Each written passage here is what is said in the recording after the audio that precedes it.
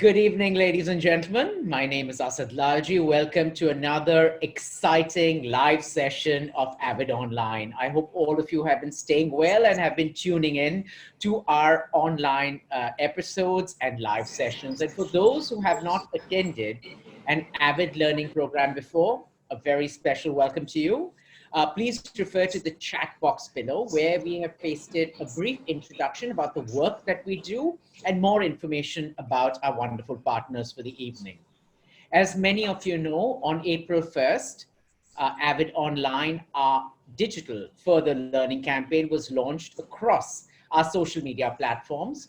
The objective was to enable our patrons and stakeholders like yourselves to engage with a range of topics across the breadth of the arts. And the focus of the campaign was to keep members of the creative community connected, facilitate interactions, and exchange of ideas. Now we're well into the 6th month, and we have curated and published over 100 programs. Tonight actually is the 120th edition of Avid Online, a mix of live sessions and online videos. We're grateful to our speakers and experts who have actually contributed their voice and their time thus far, and to you, our interested audiences who come back time and again, tune into our live sessions, or check out our YouTube archives at your own convenience, actually giving true to our mantra that learning never stops.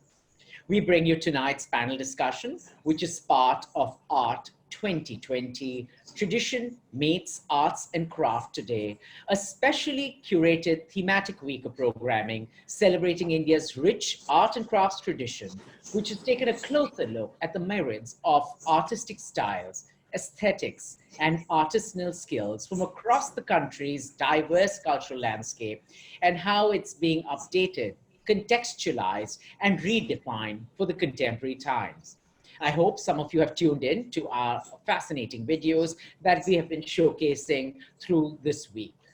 So without further ado, Kalakari Haat and Avid Learning present Art Redefined Today 2020, Contemporizing Traditional Skills in the New Age.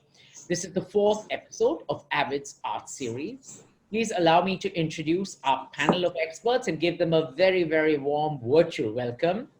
Curator and writer, Mayank Mansingh Kaul, Director Ojas Art, Anubhav Nath, Chief Mithaiwala, Bombay Sweet Shop, Girish Nayak, and they will be in conversation with our moderator for the evening, cultural entrepreneur, Sangeeta Katiwara. For more about them, please refer to the bios that have been pasted in the chat section. They were also emailed to you earlier in your confirmation.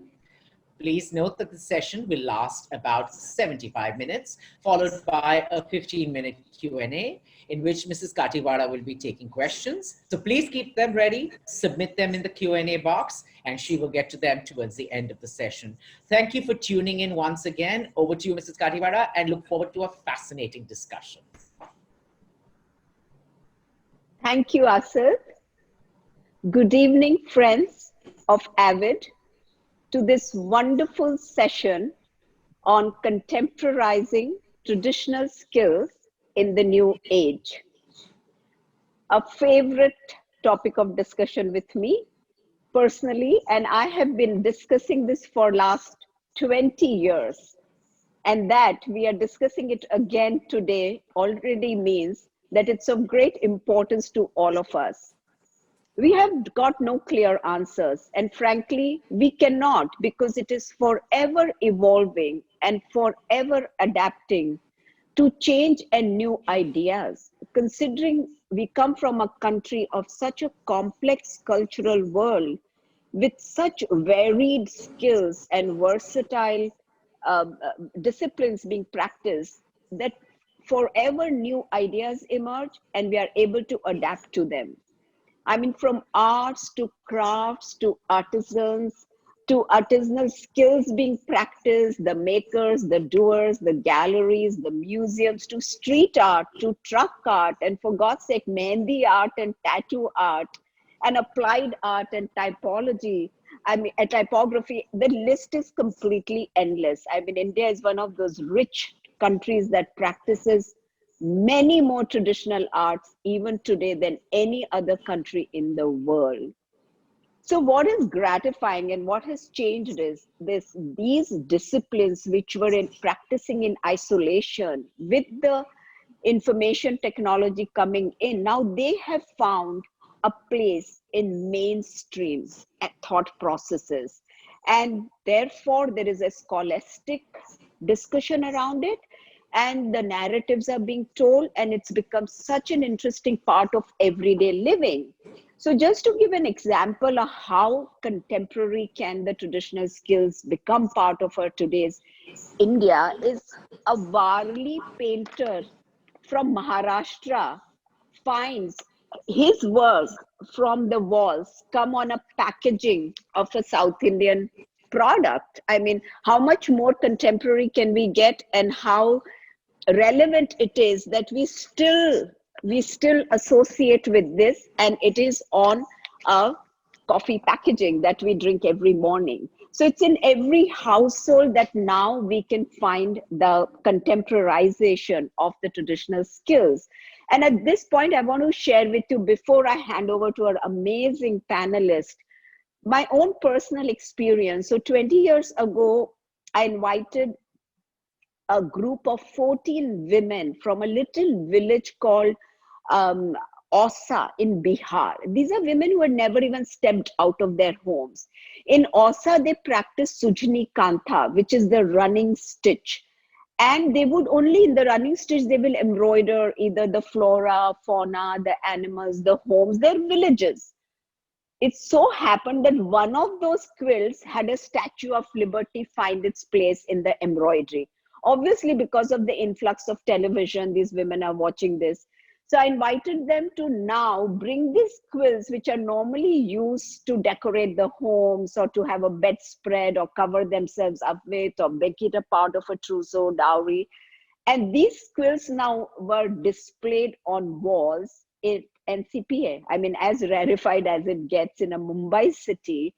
And lo and behold, Emma Taylor, the curator at Smithsonian Museum of Textile, this caught her attention, and she took the entire exhibition to Smithsonian Museum, and these quilts got sold out overnight. The women went there. When they came back, they had computer centers embroidered in their quilts. They had the underground subways of New York embroidered. I mean, how much more contemporary does it get? So to discuss more, I have an amazing, amazing panel of terrifically talented people who are all practicing in different disciplines. And I would like to invite, first on the panel, you've already been introduced to the amazing work that they are doing. I would like to invite Anubhav of Ojas Art Gallery. He's the director of the gallery that he has put smack in the middle of Delhi at Qutub Minar, in 40,000 square feet area, which is where all the tourists from every cross section of life find themselves going there.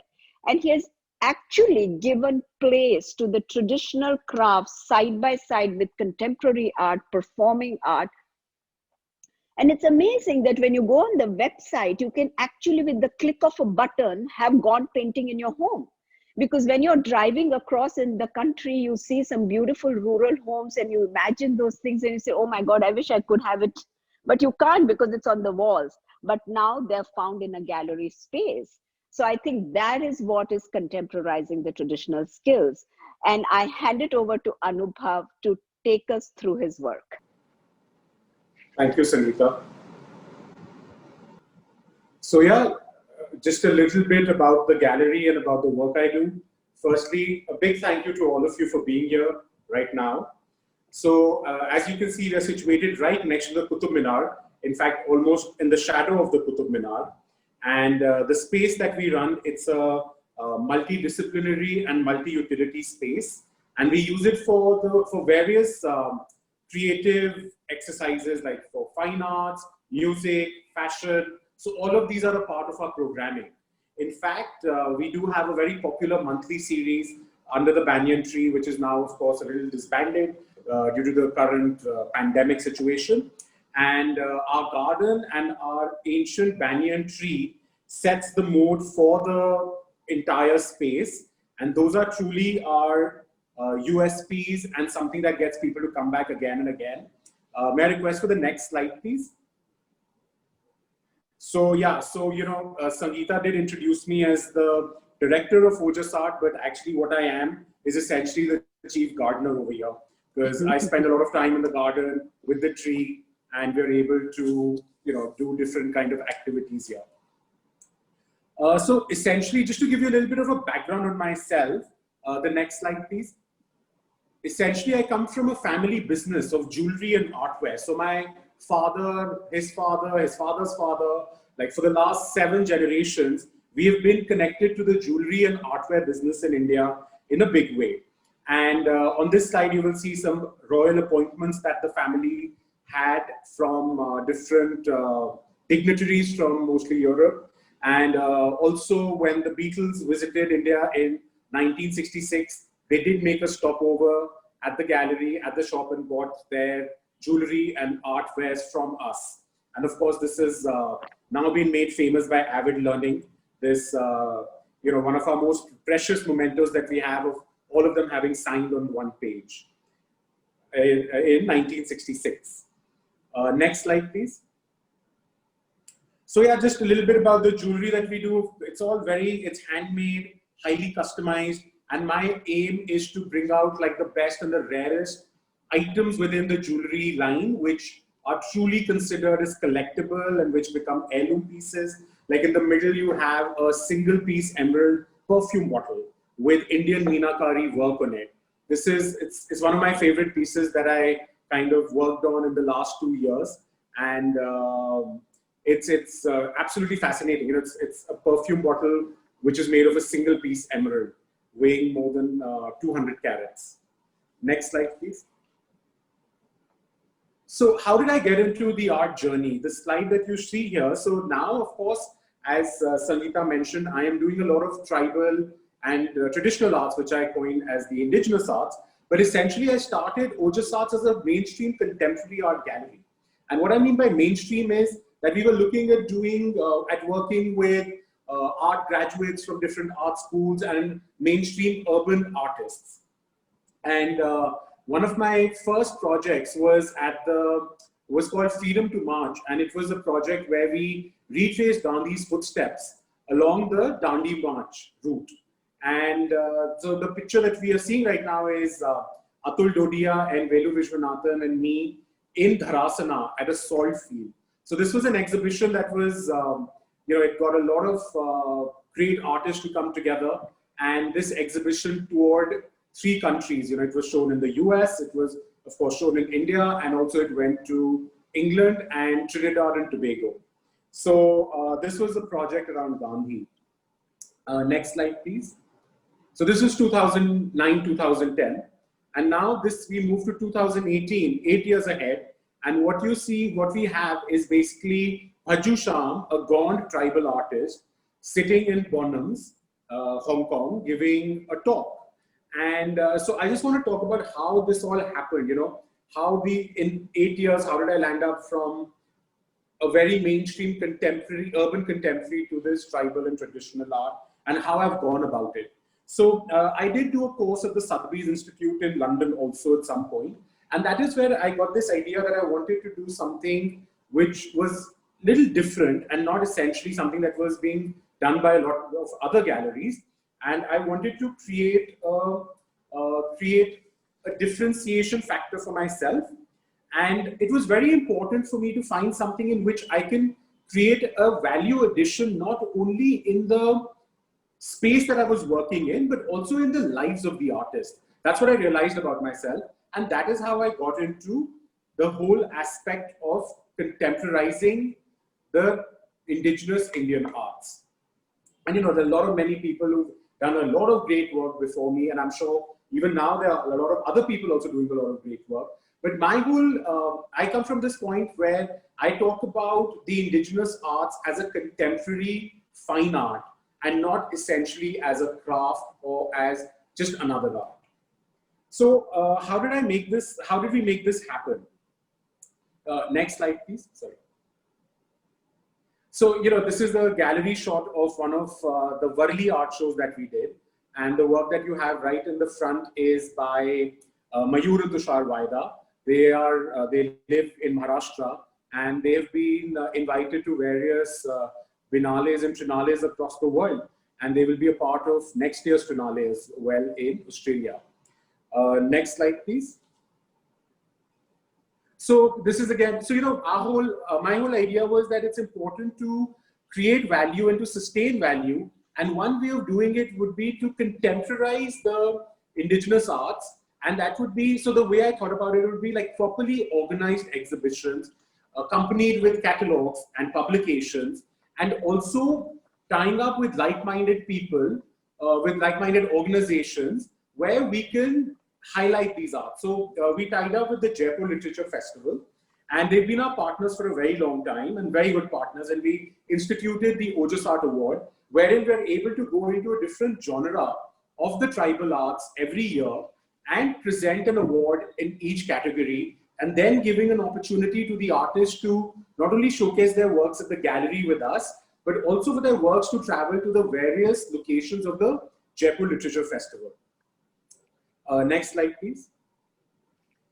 So this is a very special, there are two pictures which I'm showing here. In the first one, you have, of course, Indira Gandhi standing there. And right next to her, you'll see a small little lady wearing traditional Indian jewelry. And in the background, that is Ladobai. She is one of India's best Bhil artists. And she was also an awardee in the year 2017.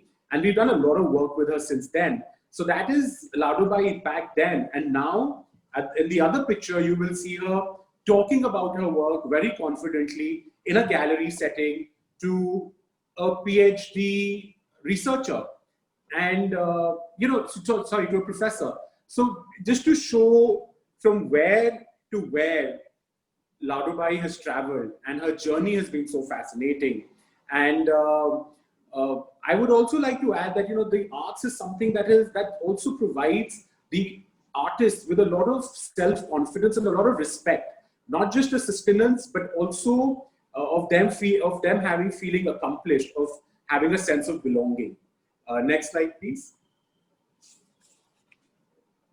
That is us at JLF 2020, where we have Abhijit Banerjee, the Nobel laureate, giving out the award for Patachitra Odisha this year to Vinay Parida, the winner of the award.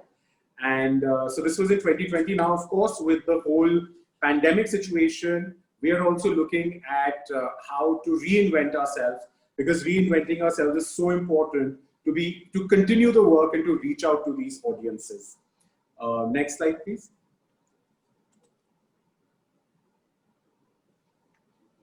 Since I started in the whole mainstream contemporary space, that is something that I've not forgotten.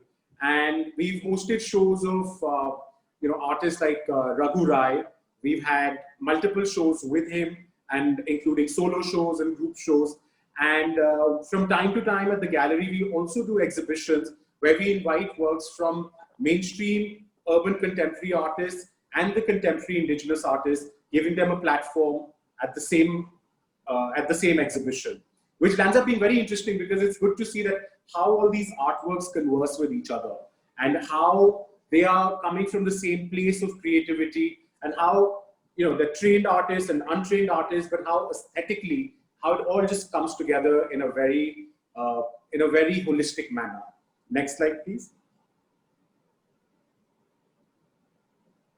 Talking about AVID and talking about Art 2020. So Art 2020, art in the year 2020 has been a lot about challenges, challenges that we are all facing right now. And keeping in mind that we partnered with Art Matters, where we were able to put out some art for a good purpose. And that's what, in fact, Sangeeta was referring to when she said that it's there on the website. So this is, we got a very good response, and we were able to reach out and help about 300 rural artists and artisans who are caught in the middle of this pandemic with no income and with nothing to really sustain on. So with the support of well-wishers and buyers, we were able to reach out to them and help them in a limited way. in the best way we could help them. So the arts, again, the arts give us so much, so it's so important to give back. And that's been something that I've constantly worked with, a feeling that I've always had. Next slide, please. So I'm talking about arts, giving the power of arts. So this was back in the year 2007, 2008, where I was able to nominate Vicky Roy, who was a rehabilitated child from the Salam Balak Trust, which essentially looks after street and working children, wherein he got an opportunity to live and work in New York for 6 months, photo documenting the reconstruction of the World Trade Center. And this project completely changed his career, his life, and the trajectory for everything for him henceforth. And it's with great pride that I say that last year he had a solo show at the Asia Society in the US. Next slide, please. In fact, this brings us pretty much to the end of the presentation. This is, I want to invite you all, once times are better, please do visit us, put us on your things to do when you're in Delhi next. And we look forward to seeing you at the gallery. Come enjoy the garden, the music, the art. I'm sure we will learn something from you. You will learn something from us. And we look forward to seeing you here. And coincidentally, this collection of Ravi Verma oleographs that you see right now on screen, this is at the Carlos Museum in Atlanta. It's been borrowed for a show that is being curated there by Bridget Gray. So please do come visit us the next time you're in Delhi. And we're always looking forward to learning more from you and figuring out what you think, what's happening, and how we can take the indigenous contemporary arts forward. Thank you so much. Thank you, Anubhav. It was wonderful to see all these slides, and thanks for sharing your work. And I'm sure as soon as the pandemic gets over, we're all finding our way to your amazing space. Thank you. Thanks, Anita. This takes me to Mayank Mansingh Kaul, our next panelist, who has curated some amazing exhibitions and brought an academic interest into the history of Indian textile. An everyday garment that you use, an everyday piece of textile that you still use, he actually brings the history of that textile in an academic way and makes the actual user more aware and more educated. Through his amazing exhibitions, he has not compromised on the aesthetic, but has side by side brought forward the importance of the textile traditions of India, which are, of course, as you all know, are the richest in the world anywhere. So I hand this over to Mayank. Thank you, Sangeeta, for this very warm introduction. I'm really glad we're doing this together because we have a long association. Thank you, Asad, Avid. The team at Avid has been exceptional in coordinating this event, and to Kalakari Hath, of course, for being a partner on this and for inviting me. I'm just going to run through a few slides of a few projects of mine while telling you how through them I sort of enter into or investigate questions of what is contemporary and what is historical and what is traditional. Most of them really are problematizing or questioning the very idea of these hierarchies, not only at the level of what is historical, modern, contemporary, traditional, but also at the level of, what is art, design, craft, and so on. This is one iteration of 4, which traveled to Tokyo, a small weaving village in Chirala. This one is from Coimbatore. And the 4th exhibition was in Bangalore called Meaning's Metaphor, Handspun and Handwoven in the 21st Century, where the whole idea was to actually look at a collection with an existing organization called the Registry of Saris, where the collection is now, which was originally showed in 2001, 2002 as an exhibition called Khadi, the Fabric of Freedom. And the whole idea was to, 20 years later, after the turn of the millennium, actually receive this idea of what is Khadi today, which today is a government brand. And we said, maybe it's time for us to reclaim the handspun and handwoven aspect of it, and perhaps move towards a new vocabulary. So the idea was to actually question the traditional and conventional ways through which we actually receive the legacy of Khadi as one in the 21st century for its intrinsic physical and material quality. We also experimented with the usual ways in which exhibitions are mounted. This was in a 125-year-old mill in Coimbatore called Lakshmi Mills, whom we collaborated with. And we could show 108 textiles like this in almost a 20,000 square foot space. So it was also a question of bringing in the performative in what are usually static textile exhibitions, because from birth to death, textiles are constantly in motion and movement and in use. This is a poster for a collaborative project that I did with Take On Art, which is a contemporary art magazine, on fashion. And when they asked me to work with them on a special issue on Indian fashion, we said, why don't we take an unconventional route instead of looking at contemporary fashion, historical fashion, modern fashion? Let's actually look at the intersections of what we receive as ideas and actually how we appropriate them for today, how we reuse them. What are those recurrent sort of themes and features in Indian fashion? What are things that we come back to? What are the points of rupture, of disruption?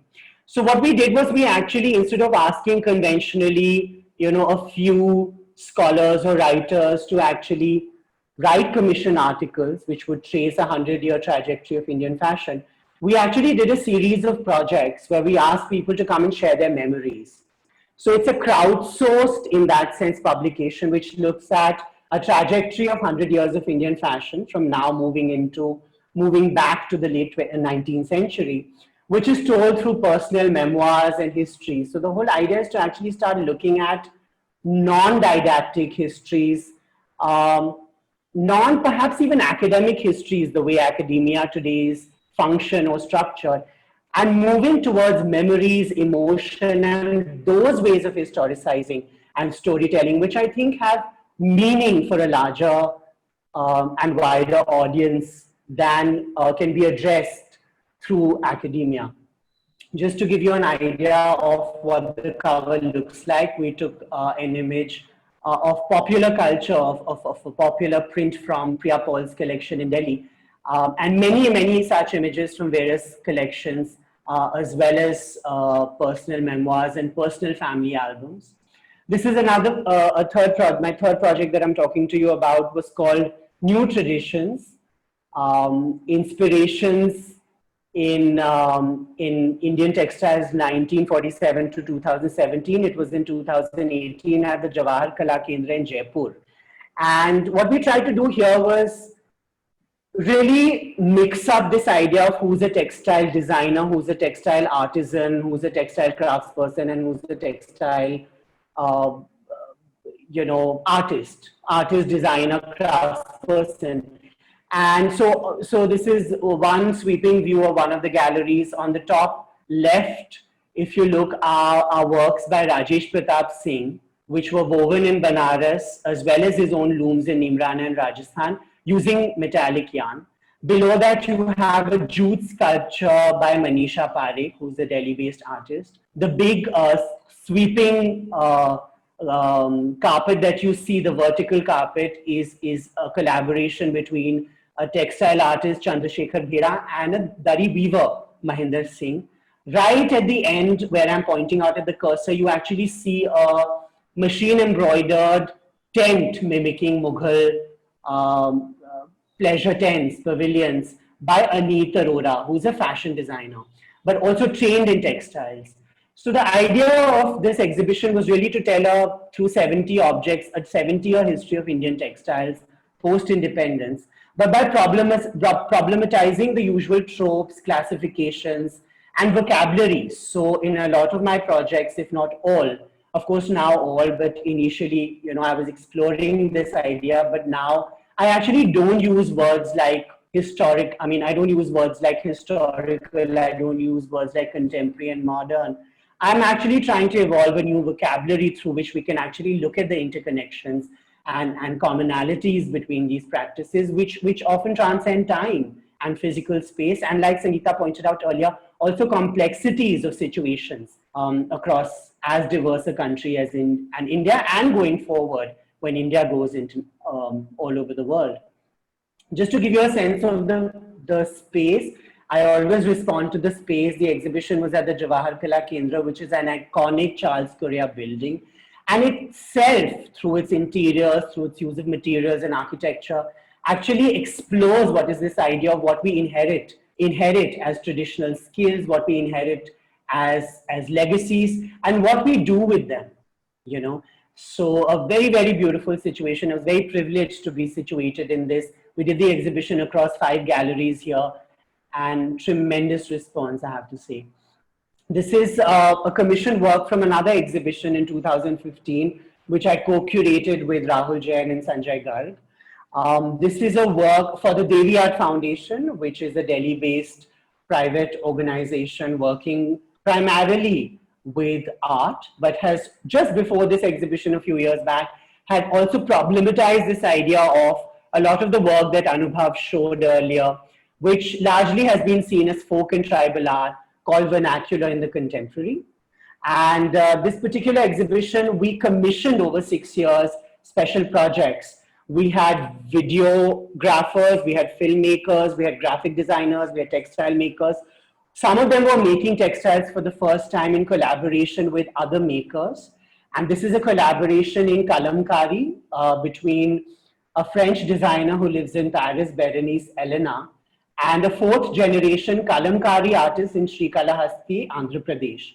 And the idea was for Berenice to actually collaborate with Sriniranjan ji and express the idea of a scroll or a narrative textile, which is conventional or traditional in Srikalahasti, used for religious purposes, for a lot of Hindu mythology narratives, to actually transform it into a work which is an expression of her own journey of coming from the West into India, and then looking at connections between the East and the West. So on the left, you have the Greek idea of the maze, and on the right, you have the Indian mandala, and both of them considered, you know, as part of the Maya that we live in. She looked at common themes between classical Greek literature and mythology and Indian mythology and so on and so forth, to kind of make a case for the internationalism of ideas and collaborations today, transcending, again, the idea. The exhibition was called Fracture, Indian Textiles, New Conversations. We didn't use consciously words like contemporary, modern,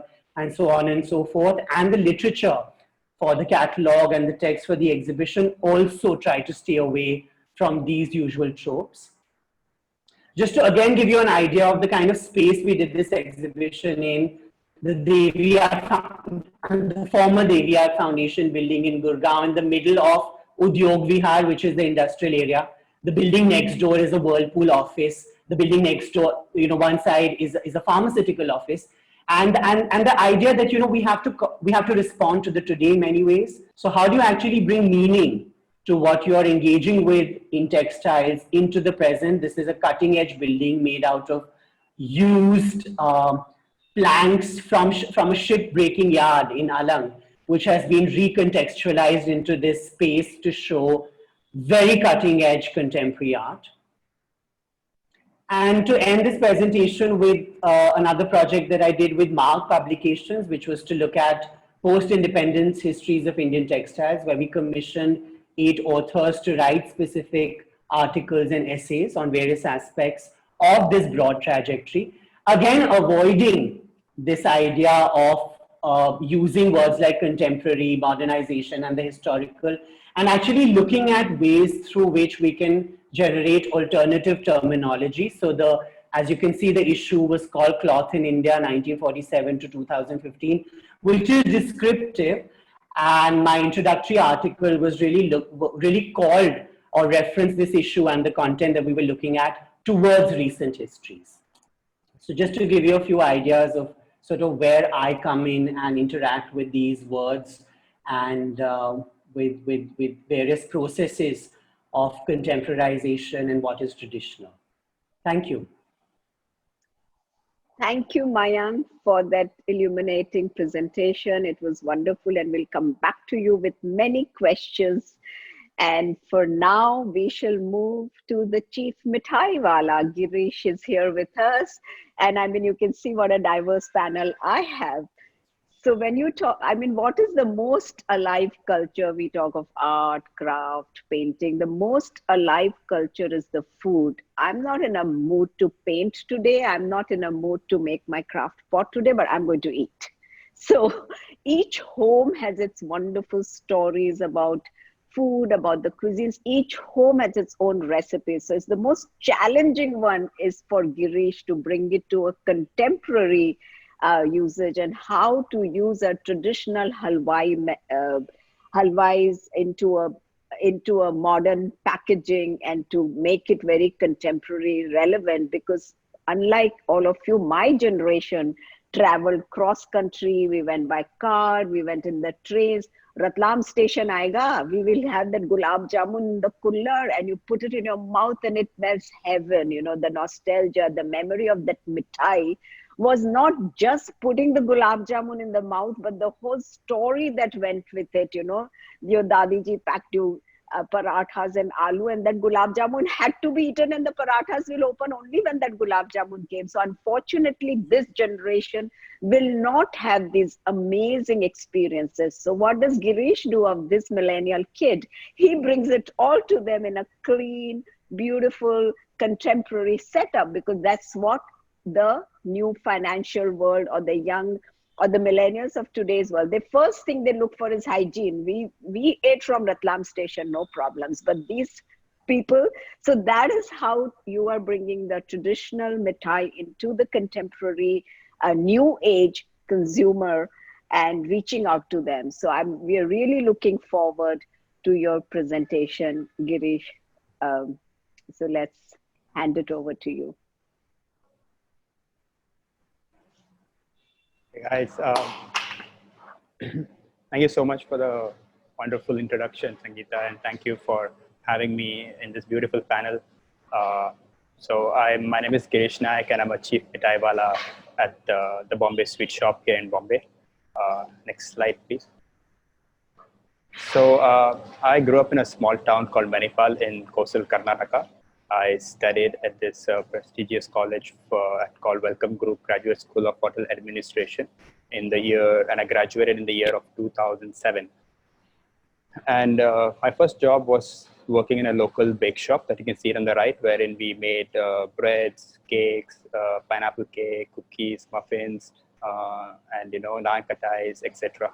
And before getting into this bake shop, I used to wake up early in the morning and go and work in this sweet shop just located in Udupi. Next slide, please.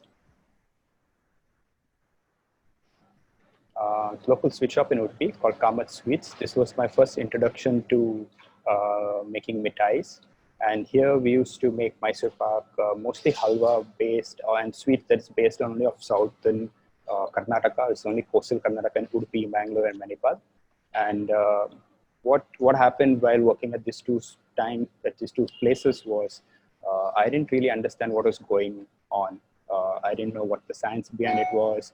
I didn't know what the baking powder, ghee, sugar, flour was doing in the product. I didn't know how people take this base ingredients and contemporize it. So I wanted to learn more. And I went to America. And I studied at Culinary Institute of America. Next slide, please. Here, I went I did my master's in baking and pastry arts here, and really learned the basics of Western sweets and pastries. I was here in New York till 2011, working in fine dining spaces, fine dining restaurants, really high-end bake shops, learning the basics of Western sweets, which was mostly French and American based sweets. Next slide, please. And then came back to India in 2011, and I got a job at Olive Beach as their pastry chef. This was the master chef wave where everyone wanted croquembouche, macaroons, contemporized Black Forest cake, very petit four desserts. And this is what I was making. Whatever I learned from my past journey in New York, I tried to recreate them in Bangalore and giving it a very Indian, for getting it ready for Indian palates. And next slide, please. And next, I got a job. I worked as a pastry chef at Toast and Tonic. This was around the year 2016. This was around the time where a lot of restaurants and chefs were reimagining locally sourced regional ingredients in a fine dining space. They wanted to make Indian food look cool, different, and they were adopting a lot of Western techniques. So on the left-hand side of the picture, you can see an idea that was developed based on muskmelon paisam. So we have a muskmelon panna cotta with sabja seeds and haldi pattaka ice cream. And on the right-hand side, you can see kulfi. And we created something called the Kulfi series, wherein we try to add different textures, different flavor combinations, and present in a very fine dining space. So here we made a saffron kulfi with carrot halwa and old monk gel and a fancy tuile. But at this point of my career, I kind of knew a lot about Western techniques. I knew what Western desserts were about, how to build Western desserts. But I never had any idea of what Indian sweets was. I had no clue what the Indian mithai walas was, what was the world of Indian mithai walas. Next slide, please. So in the year 2018, I traveled across a couple of cities across India and got an opportunity to work with a couple of mithai walas. My first stop was in Kolkata while working for a couple of weeks with the Son Papdi people. On the left-hand side, you can see. So it was really amazing how much work, how much effort goes in making Son Papdi, because it's so simple and it's easy to eat. You might not think that's so much effort, but the kind of energy, the kind of physical strength, the kind of techniques that is involved is insane.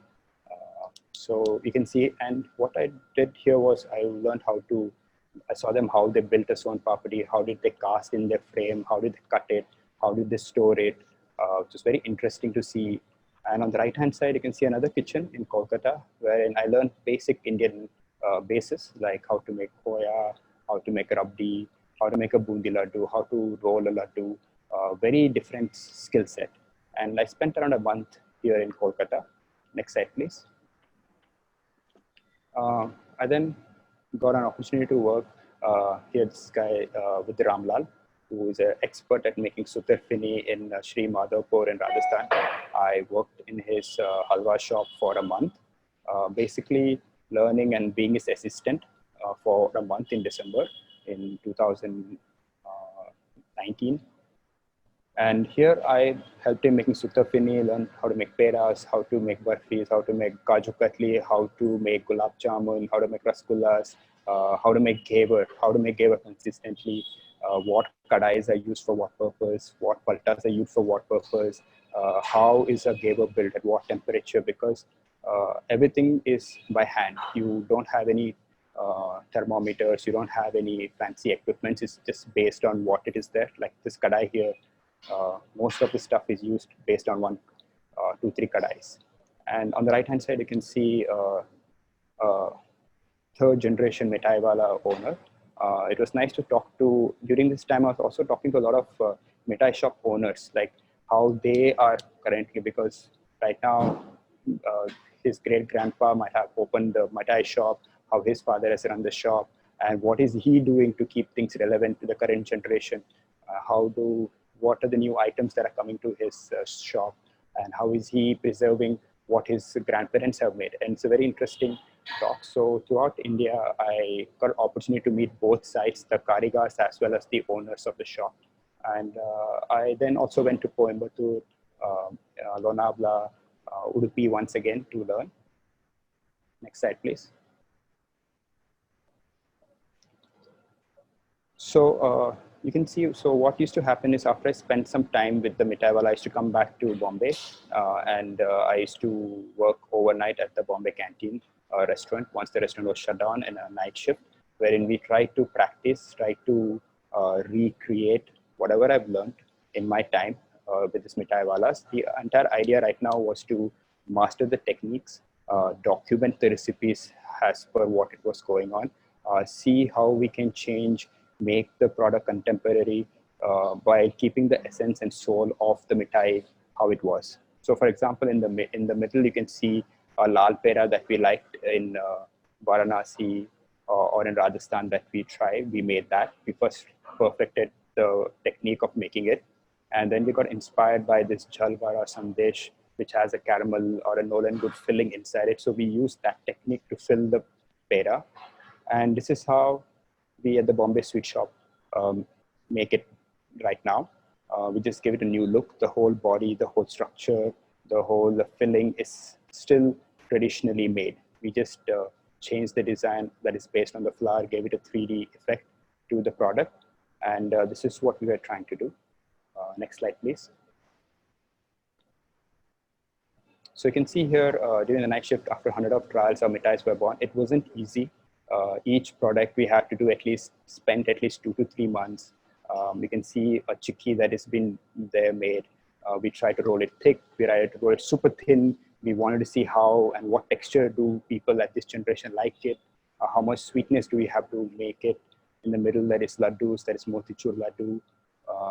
You can see here, these are Indian gummies that is inspired by Karachi halwa. We try different coating, different flavors, cutting in different sizes to see what is it good to eat.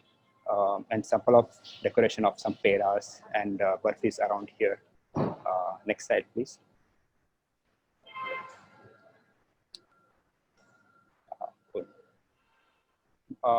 We have always been super excited to gift any Western-based products because how the product looks, how they're packaged, how they're given to people, right? So this is a very important part in our gifting properties. So we wanted to reimagine packaging here, because Indian mithais are perfect example for giving, for gifting, for any celebration that is there, any regional offering, to show off any hospitality or any form of gift, greetings. You always gift mithais to people, and we wanted to make it super exciting that we have a great product. We want to package it really well, and we wanted to send it across to you. So, for example, we have here, this is part of a Rani Bagh collection that we have that you can see it in the photo. Rani Bagh is in our neighborhood, which is a botanical garden. And we have got inspired by the art, the flower and stuff, and we have put it inside a packaging. So when our mithais go to people, people know where we are located. There's a sense of Bombay that goes into people. There's another form here, which is part of the Rani Bagh. There's a tree that is there, which was planted during the British era. We got inspired by that. We want to create that so people know about our neighborhood. So next slide, please.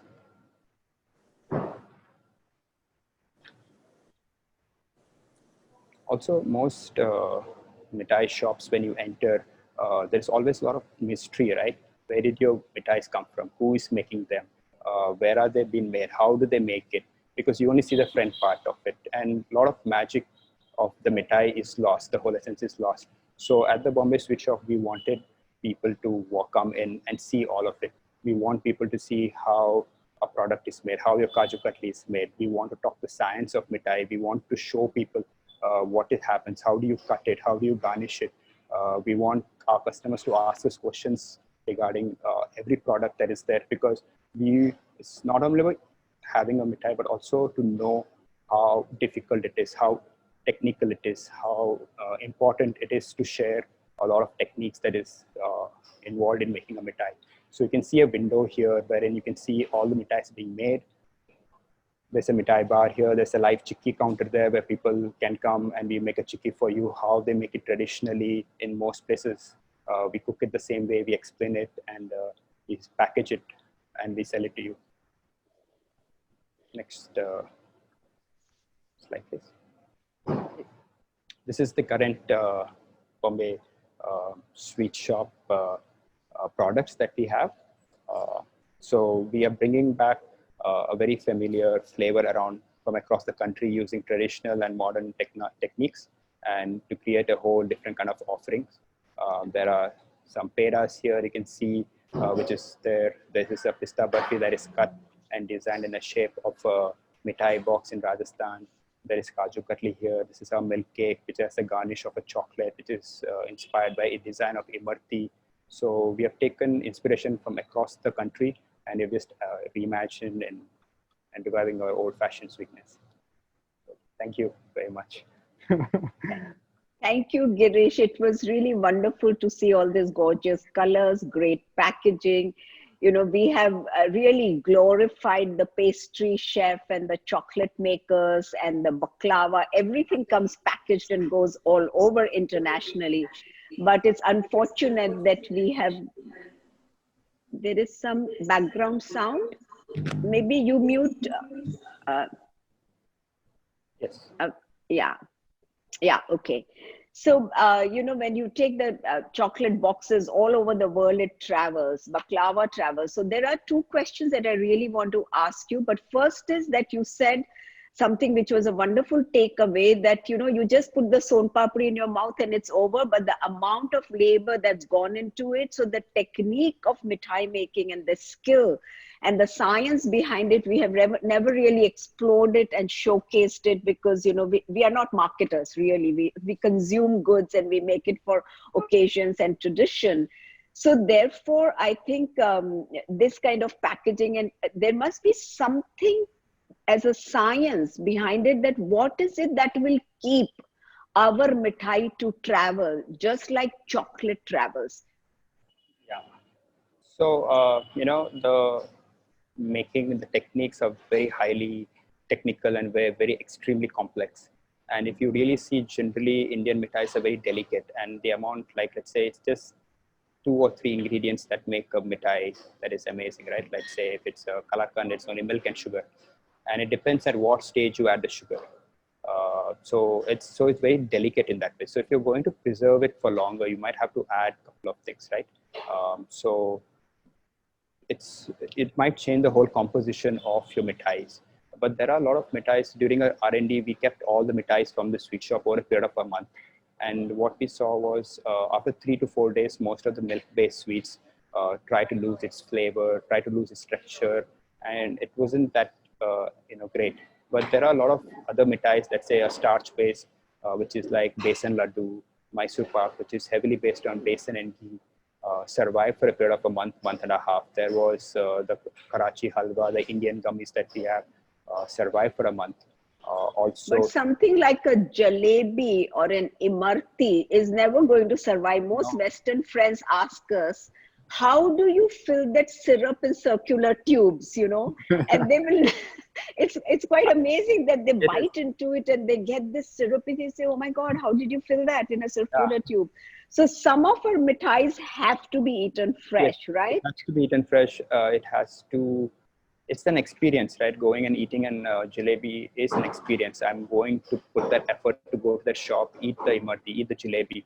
The whole journey itself is an excitement, and having it, it's an experience. And packaging and serving it, it might defeat that purpose. So I think, most of it's great that people have to come to India to eat it. It's a great thing, you know, how a lot of people travel to France or Japan to try their sweets. I want people to, Yeah. So sometimes is it possible that when you're trying to educate the new age customer into the eating mithai culture, do you feel that they are involved so much in the taste that they don't want to know the academics behind it? Usme kya gaya, how the skill, what? So so the discussion that we are having makes it very relevant, and we see what all goes into it as a skill, as almost the technique of making it. The most consumer is more interested in the taste of it and the way it looks than really finding out how tough it is to preserve it, keep it, and continue its legacy in a contemporary format. Yes, I think most of our part, all this is hidden from us, right? We never seen it. I think people are not really unaware because they only see the taste. But if you show them this is how it's jalebi, I think people will get excited. People will want to see it. And, they therefore, because all our mithais have been made somewhere, we have no idea where it's been made, right? This is something at the Bombay Sweet Shop. We want people to come here. We want them to see the jalebi being made, that they're eating. And when you look So at what do you call yourself? Sorry to interrupt. What do you call yourself? Do you call yourself a chef? You call yourself a curator? Are you a mithai wala? What are you? What do you call yourself as an artist? Because we are talking of traditional techniques into contemporary era. I think I'm a bit of both, like a craftsman and artist, because as a craftsman, you need to really master your techniques, and only while you master it, get really good at it, you learn the techniques so much, you'll be able to evolve. And without knowing that, without knowing the basic techniques, you won't be able to evolve and create an art or take it forward. So if I were to call you a culinary artist or a culinary craftsman because you're continuously practicing your skill and you're also creating beauty in it to see it visually, will that be something that you'll be happy with? Yeah, I'm really happy with that. So from what we put inside to what we put on top, I'm going to move from you straight to Mayank. Mayank, so Mayank, maybe you unmute yourself. Mayank? Yes, I'm here. Muted. Yeah, so Mayank, I have known you, my first introduction to you 15 years ago was as a fashion designer, where you use Indian traditional textiles and you actually created desirable garments out of it. So you gave a two-dimensional fabric a form in three-dimensional that I want to wear, to live in it, and feel proud of being an Indian, because it's not necessary I can wear a sari every day, but you cut up some beautiful textile and made it a very extremely relevant use for a contemporary woman who's traveling, who's on the go, who wants to be traditional as well as the contemporary fashionable woman. So from that journey of being the designer, how did you transition into this journey of being a curator to bring the nuances of what goes into the handmade textile traditions? Well, I think it started quite early when I was at design school. I studied textile design at the NID, the National Institute of Design in Ahmedabad. And I think, in NID, fashion was a bad word. We didn't have a course on fashion. We had a course on apparel design, because the idea was that, design was separate from fashion. And there was this kind of nervousness around dealing with something that expects you as an industry to change every season, that expects newness. Our entire pedagogy was actually about, generating classics, about doing something which lasts forever. So I think in many ways, when I graduated, since I was interested in the body and how, the body responds to fabric and movement. Of course, because the system is structured in such a way, one became a studio that was doing garments.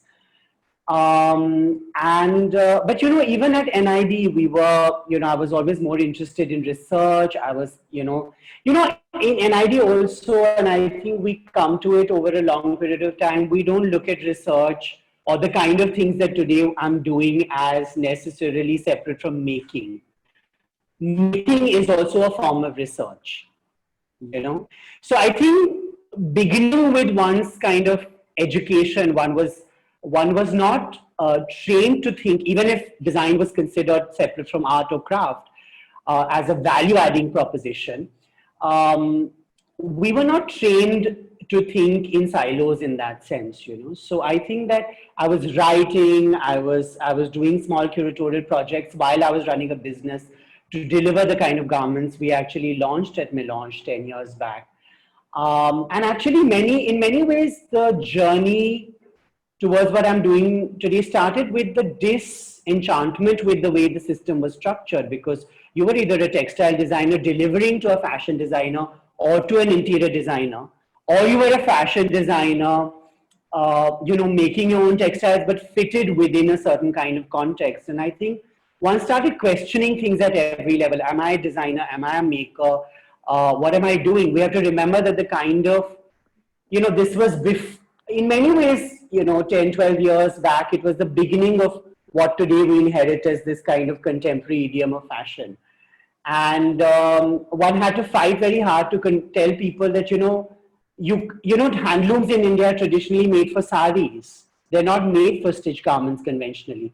So you had to make your own fabric, which was relevant to be cut up and to be delivered for a product like a garment.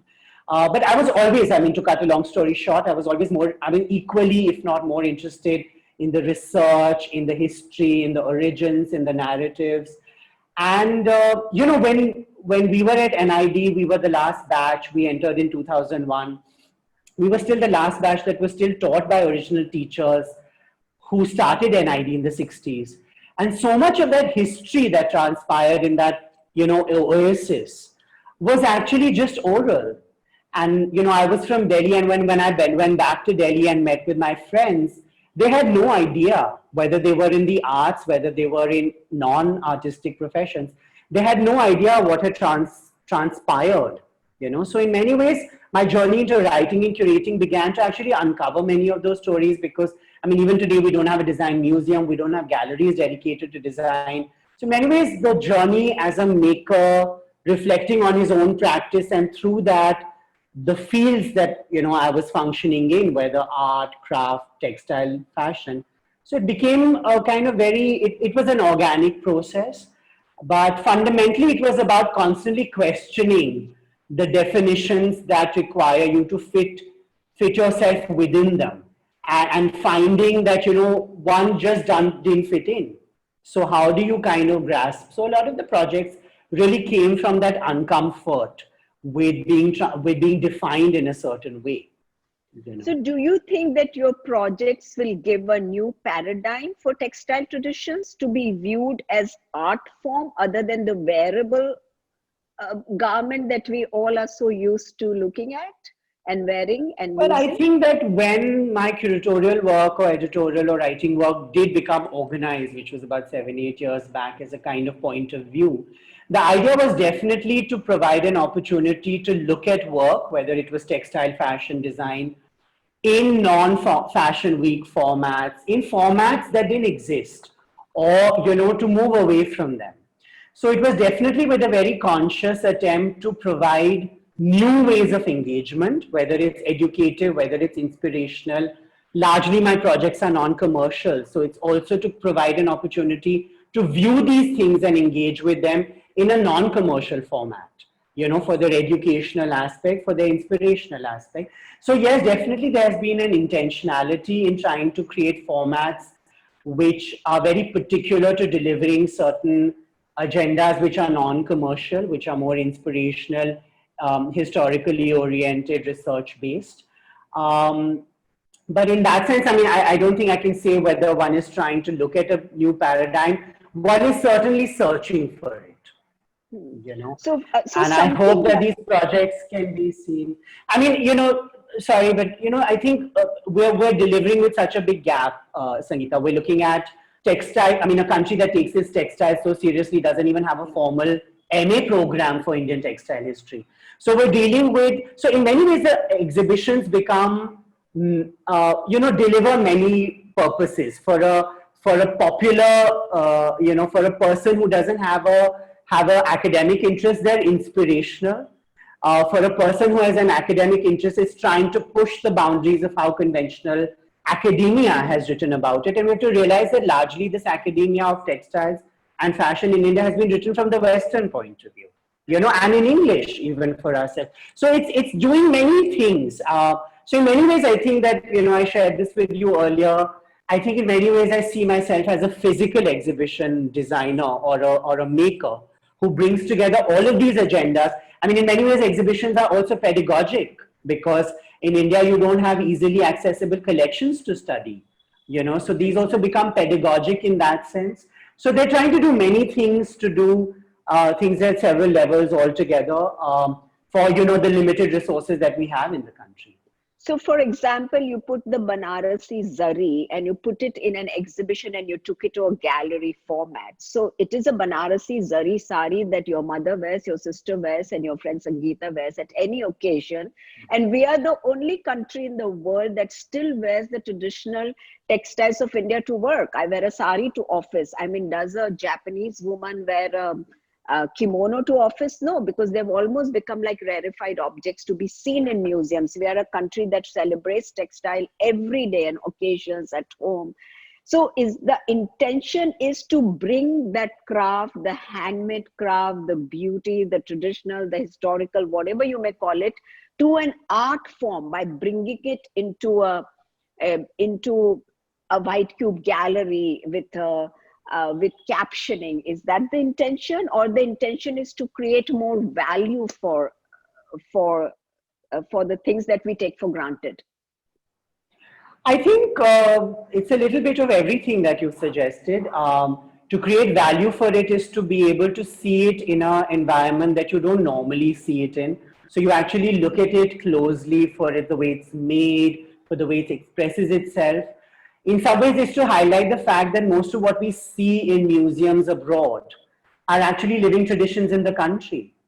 So, you know, the idea, you know, you actually go to, you know, if you go to an average person in India, I mean, average viewer in India, I think they will think, I mean, you talk to them about the museum, they say, oh, things which are dead are put in the museum. But we have, these traditions are living. So I think the exhibitions are definitely to provide a pause to reflect on many of these things that we take for granted, which are living. In that sense, to add value to them or to generate new perspectives now for what value is intrinsic to them. But in many ways, it's also to actually just recognize that I think we can have a very different meaning to what exhibitions are here in the country and what they do. Mostly, I mean, you know, it is to inspire the field. It is for people to say that, you know, between a shop or a retail environment, I mean, you've done this, you're a misnomer in your own retail experience. You've curated unconventionally, you've put, you know, very, very interesting juxtapositions that you wouldn't expect in a fashion retail shop, but that's not conventional. So I think the idea is really to provide that pause and to really look at all of this material, whether you call it design, craft, textile, you know, outside of its pure commerce or market, and for its value other than that. I want to stop at this word commerce and move straight to Anubhav, because what Mayank has done is saying that he is curating non-commercial exhibitions for the reason of education, awareness. Whereas what Anubhav has done has brought commerce to the forefront. When I set up Murarka Foundation 22 years ago, commerce to the craft was a dirty word. And thank God it's not today. We just thought crafts had to be charity. Crafts had to be supported. Rural artisans had to be supported. Why? They are so rich in their tradition, in what they practice. Yeah. Practice, it has its own inherent richness, which should find its own value commercially, because we don't barter anymore. We must be able to pay for it. So this craft and commerce thing, you have bridged the gap beautifully, that you have brought it to the forefront, you've put it in a gallery, and you have attached it to commercial value. So how have you bridged that gap, and what were the challenges? Because alongside the craft, which had economic value, which was lower than the contemporary artist that was displaying alongside a traditional artist, how did you bridge that gap? So, you know, Sangeeta, so bridging that gap is something that we do even right now. The gap, we are in the process still, you know, the gap has not been bridged.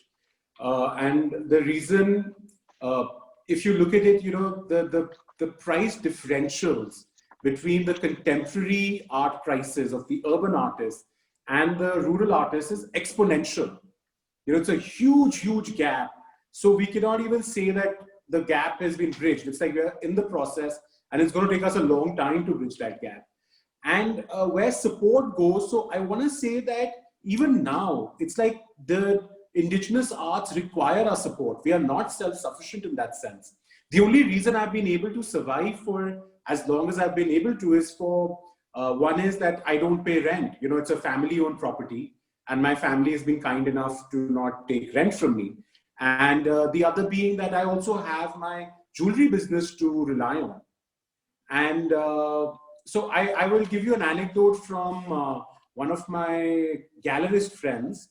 And you know, when I said that I'm going to be moving on to doing more of tribal art or more indigenous art versus your mainstream contemporary, the reaction that I got from her was like, you know, ye 20-30 हजार की कितने paintings बेचेगा?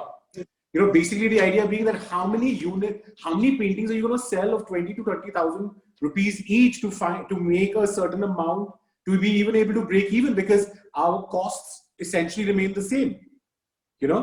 And one thing I've realized over the years is I go back to what my friend said.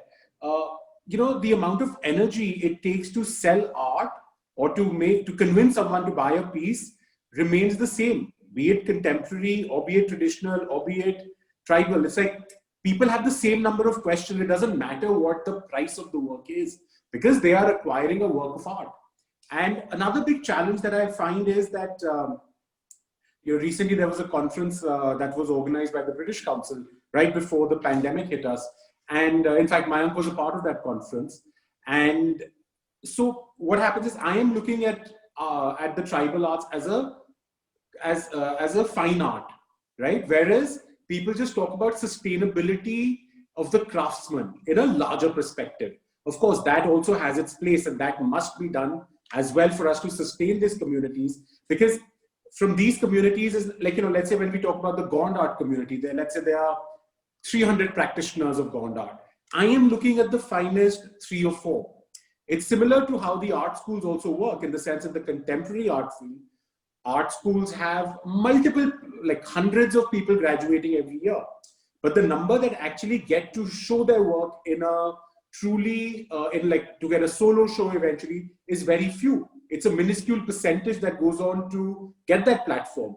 So similarly for me also, I find myself very isolated at times, because people, when they think about like Gond art or Madhubani Mithila art, they think about those, you know, the Delhi hearts of the world, or these large villages where people are practicing, like, you know, hundreds of practitioners sitting together and making saris. In fact, in Mithila, that's always a challenge that I personally have in convincing someone that when a hand-painted sari can be for 20,000 rupees, then why must they spend that kind of money on a small sheet of paper, which has just like a little bit of art on it, which is, you know, 20 inches by 30 inches. So my whole thing is about looking at the practitioners as fine artists. And hence I'm only able to work with very few. So the challenges are there in a very big way. There are multiple challenges. So the challenge of negotiating between the cultural significance to creating a contemporary market and the occupational hazard, which are related with the aspect of, you know, where they are working, where it is coming from. How do you deal with all these challenges? So I want to say now, with basically good technology and a lot of good easy accessibility and transport, a lot of those gaps have been filled, or a lot of those, we've crossed a lot of those bridges. So communication is definitely much more effective, more transparent, and much easier than ever before in that sense. And in fact, this pandemic has taught us a lot more to rely on technology. And, you know, we are working with, we've been doing calls with artists, we've been doing video calls and things like that to, you know, see how we can work in projects together. I mean, I've stopped talking about the pandemic in any discussion that we have, but I feel this pandemic is really here to make the best use of for the people who are rural artisans, without uprooting them from where they are and getting them with the challenges of the city life. They can be where they are, and the technology can create a market. I mean, this is the time that government can really put arts, crafts, and farming smack in the middle of the economic development of the country. And I do hope somebody from there is listening to this to do that, because this is the time when using technology, we can just really be. And if I may add, it's also the need of the hour. You know, with the economic devastation that's happening especially in the rural areas, even in the urban areas, it really is the need of the hour. And I hope there is someone from policy who is hearing our conversation and who can take this forward. These government policy makers, I mean, you know, we are right here, and we know that there's just been amazing, fantastic experimentation and work that was done by Geo, by Rajiv Sethi, whereby Correct. he brings Absolutely. a He's a traditional papier mache bowl. I mean, which could be, it could be Africa, it could be India, yeah. it could be Australia, and it's done in Madhya Pradesh. And how beautiful is this? I would put it on my table, and it, you know, it, on any table, any contemporary young professional person would be excited to buy this bowl. So we have wonderful examples of what Rajiv Sethi has done, what Mascara Gallery did with bringing 14 Zari workers of the highest quality, along with T. Venkana, a contemporary artist. Right. So when we can showcase our traditional arts, crafts into this contemporary, use it, make it relevant to the new age, the millennial who wants to be able to touch it, feel it, keep it, because they're really not going to go and buy, you know, decorative items to put on their shelves. But something like this, they will buy because they can serve, you know, nuts in this in the evening, Right. and talk about it and tell the narrative, tell the story, because they want to belong to this country and talk about it. So Geo has been an extremely successful. I mean, in the past, Martan Singh, Pupul Jaikar, they did amazing shows which went international, but we did not create commerce out of it. So the words which are coming out, what about the commerce? Unless we make it into a business sense, like Mithai Wala made. You know, Mayank is saying, no, he does non-commercial thing because he has taken the mandate of doing so. He probably relies on informed patronage for things like this, because otherwise it's sponsorship, which is a dirty word. So even for us, like patronage is very important. You know, every time I mount a new show, a new exhibition, I know that I have 2 or 3 patrons I can rely on who will definitely, you know, collect something from these exhibitions. And they are the ones who really keep me going in multiple ways, not just from a financial point of view, but also from an encouragement point of view. And one thing that I would like to add is that what really keeps me going is the power of the arts. You know, how the respect that the artist gets and how that changes him. I have seen that happen. I'll share a small anecdote from my first Jaipur Literature Festival Award, JLF Award. This was back in 2015, and Bhaju was the awardee, and now Bhaju's gone on to be felicitated with the Padma Shri, the first Gond artist who's gotten the Padma Shri. And, you know, so we had the prize ceremony going on, the award ceremony, and there were like some 2,000 people sitting in the audience. Of course, these audience were not there for the love of the indigenous arts. I would not want to fool myself thinking that. They were there because the next session was a star session. So, you know, they were waiting, they were holding on to their seats. But anyways, we did have 2,000 people sitting there. And you know, mind you, Bhaju is one of the most well-respected and, well-exposed tribal artists that we have. He's written 20 books, he's traveled the world, done projects all over the world. He's had museum shows. And so, you know, he was literally shivering with excitement when there were looking at those 2,000 people sitting in the audience. And so I told him, ki Bhaju ji, aap aage jaiye, please go ahead to accept your award. Ashok Vajpayee ji was giving out the award. And, you know, after the award ceremony, so I wanted Bhaju to say something, but he was like, he was not able to speak at that time.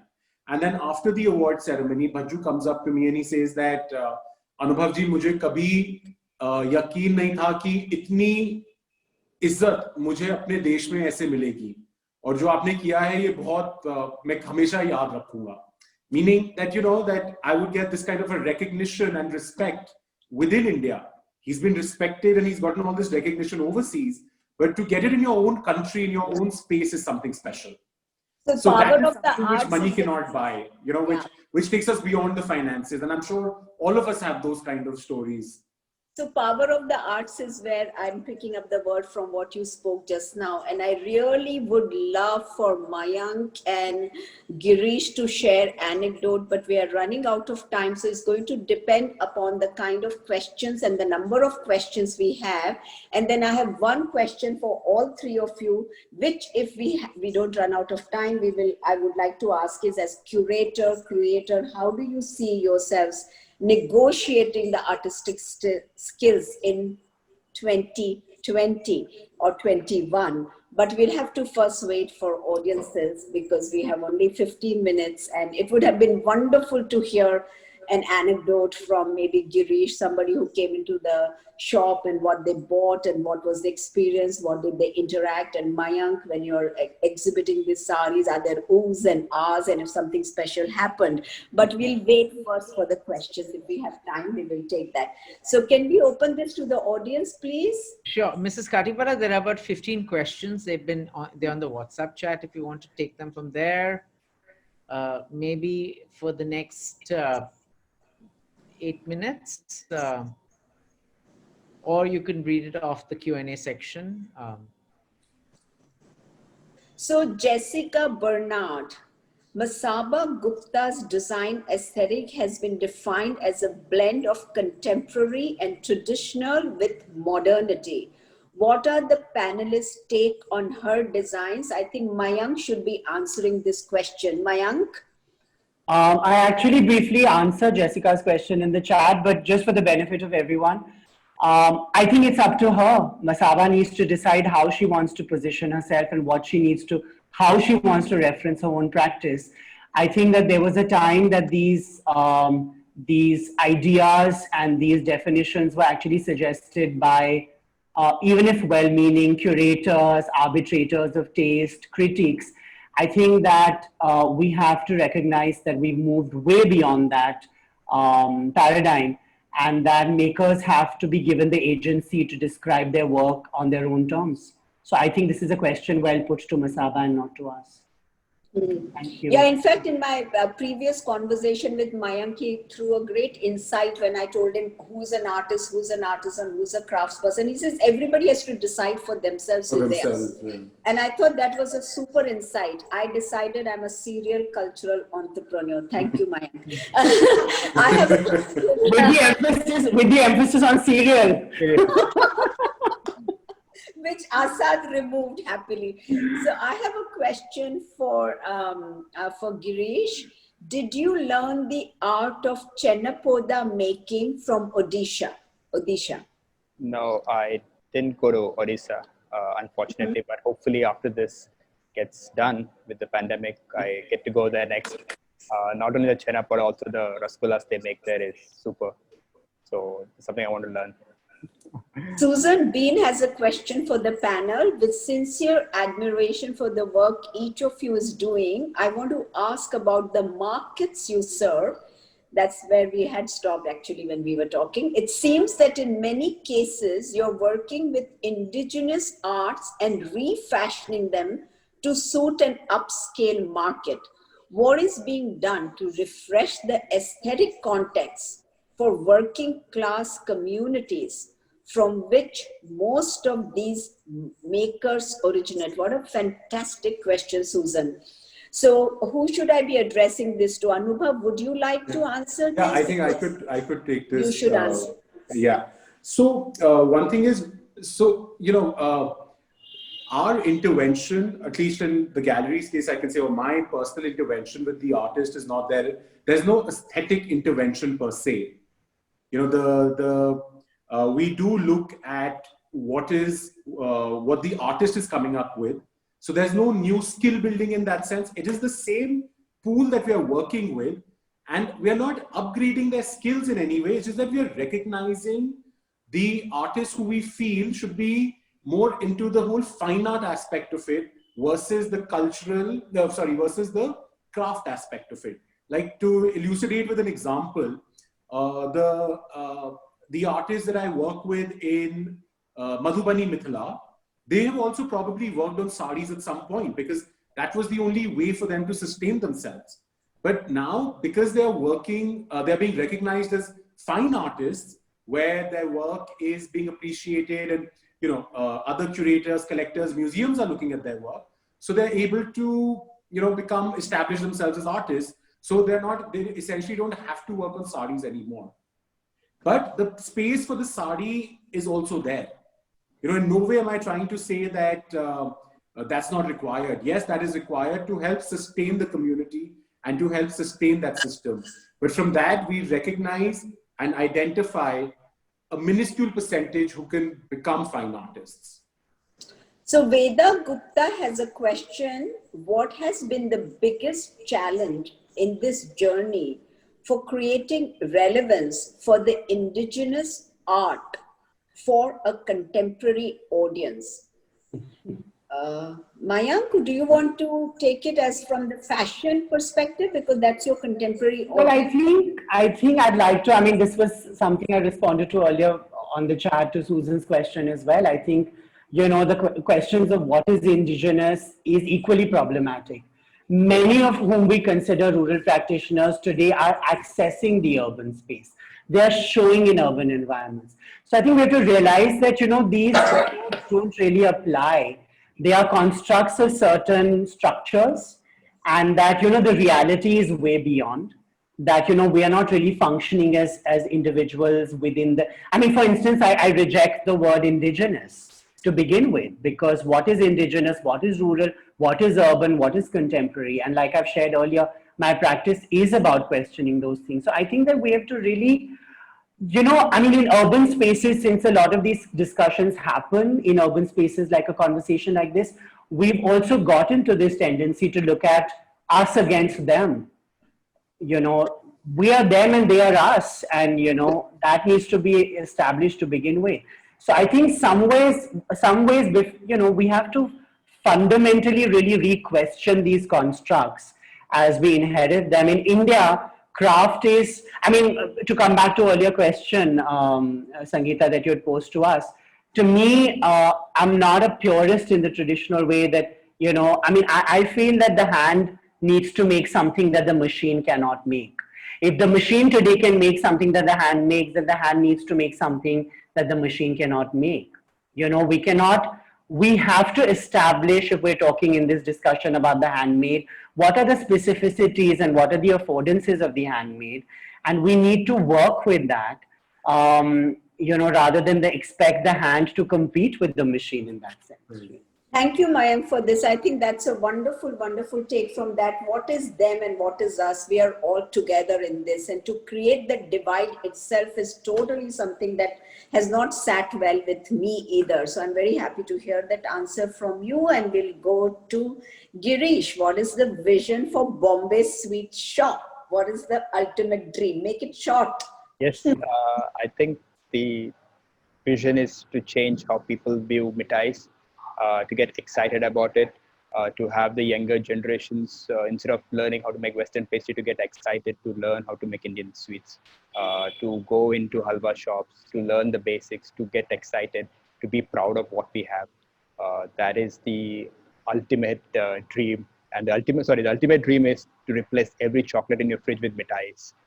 Wow. So Veda Gupta, I hope you got your answer. We are all coming to Radio Refrigerator and we'll go to mithais. I know. As soon as I can, I am flying to Bombay Sweet Shop. I know that for myself. Yes. How are you not delivering in Delhi yet? I know. That will be another Zoom call. And we go to Archana's question. India has a rich heritage of diverse indigenous cultures which are struggling to stay alive, and on the other side, we as a society are deprived of art that can speak volumes of human history and stories. Are there any such initiatives that you know of, or any of you engaged in any such initiative which protects the cultural lineage, stories of these communities, and support them through your work? Archana, I would like to answer this question because we have all answered this. So Asad wants to answer? No, I don't want to answer the question. The question is wonderful and rather long, but I think we need to, it's almost time. Yeah. I just have to do my official vote of thanks, but I just want to thank you all. Mrs. Katiwara, this has been an amazing session. You've not been a stranger to Avid. I think I can't even count the amount of times you have come in to be a part of our panels, our workshops, our symposiums, either to moderate or collaborate or, and there'll be many more as Mrs. Katiwara described herself as a serial cultural entrepreneur. There'll be more news in November that we'll be talking about, but thank you so much. Mayank, we've talked about so many times collaborating. I've attended so many of your sessions and have been in awe of your presentations and the wonderful work that you do. Anubhav is a friend. We had the pleasure of hanging out in Israel for a week as a cultural exchange program. That's where we met. And I was just in awe of the work he did and how he was bringing the folk and tribal art to the forefront. And Girish, I mean, I only met him once when I walked into the Bombay Sweet Shop. And I mean, it was just before COVID. It's actually the last thing I did before COVID. And it was one of the most wonderful experiences that put me in a food coma after that. But I mean, I purely recommend everyone go and see that shop. It is wonderful. It's also designed by another friend of Avid, Shonan. It's wonderfully made, and the desserts are just, I mean, this talk doesn't do it justice, but it's wonderful. Thank you to our audiences for being here. I mean, I know it's a test of time and a commitment to being here, but a special thank you to our partners, Kalakari Heart, for kind of collaborating with us to bring these sessions to you. Our next session is going to be on appreciating Indian classical music on Saturday, 26th of September with Sadhna Rao. To find out more, just stalk us on social media at Avid Learning, or just check out our website at www.avidlearning.in. Until the next time, stay safe, stay healthy, and remember that learning never stops. Have a good evening. Thank you.